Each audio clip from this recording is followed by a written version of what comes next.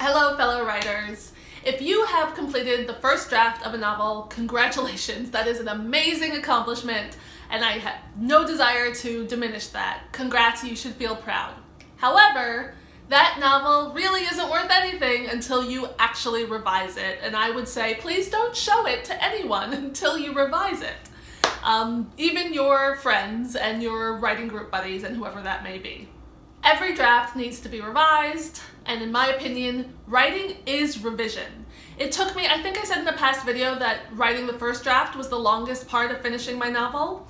Actually, it took me 3 years to revise Daughters of a Dead Empire. I wasn't, it was a little bit of on and off time during that, but it was 3 years that I revised my novel, and it got really just so much better during that process.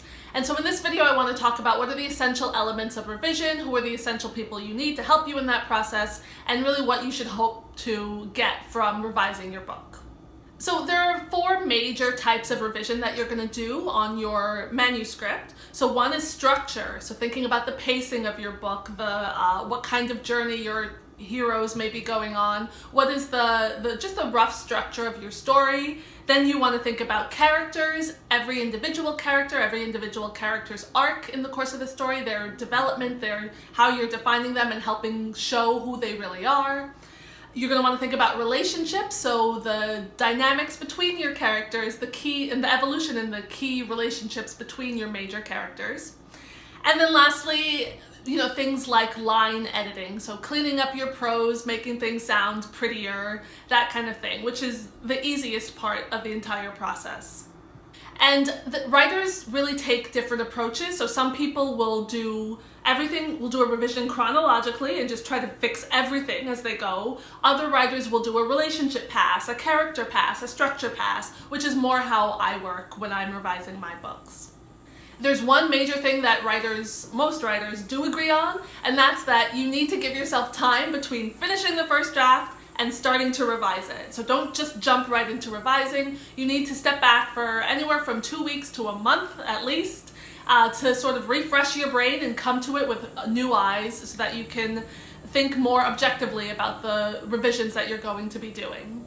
So my revision process for revising Daughters of a Dead Empire, which did land me a book deal, that revision process, like I said, took 3 years, and I wrote 8 drafts of the book before selling it. So I will do another round of revisions and draft 9, maybe draft 10 with my editor at the publishing house, but it took me 8 drafts of revision to get it into sellable shape. These were not minor revisions. These were not like line edit changes. These were changes where entire chapters disappeared, where I drafted brand new chapters, lots of them.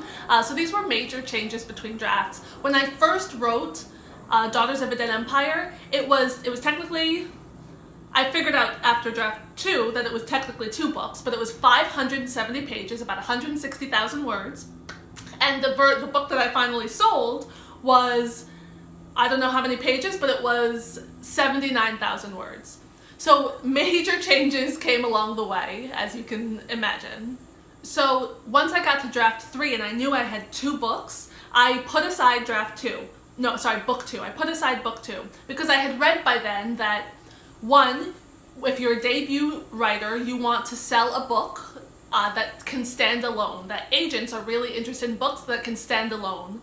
And you can have series potential or sequel potential, but it's got to stand on its own. So I learned that at that point, put aside the second book, and focused on the first one.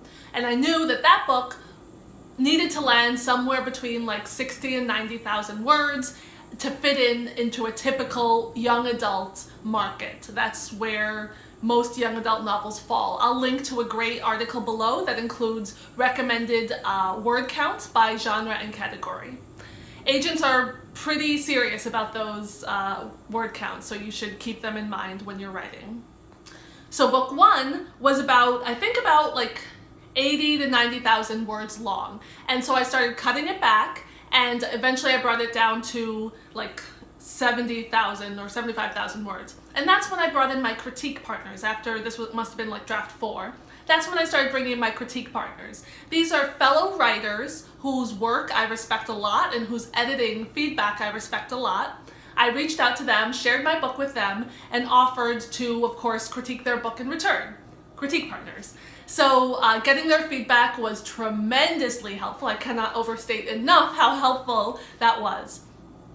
At that point, once I got their feedback and I did another draft, I then started trying to query it. And I'll talk about this in my querying video, but I wasn't ready. I thought I was ready, I wasn't. I didn't have much success in querying it, so I then applied for the Author Mentor Match program, which I'll also link to below. This is a program that matches you with an experienced writer, somebody who is either published or at least agented, who can give you feedback not just on your manuscript, but on the entire publishing journey. And so through meeting my amazing mentor, J. Albert Mann, I'll link to her below so you can check out her books. She writes some historical fiction, it's really great, young adult. And she also has a series for younger kids.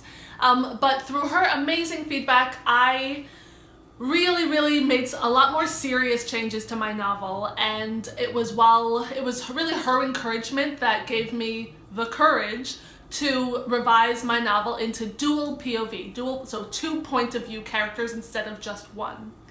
My original 570-page book had been part 1, Evgenia's point of view, part 2, Anna's point of view. So once I put aside book 2, I lost Anna's voice in the manuscript, and that was missing, and I didn't think I could rewrite the entire thing in dual POV because that's what it took, rewriting the entire draft in 2 with alternating chapter protagonists. But that's what I did, and that made all the difference in the world.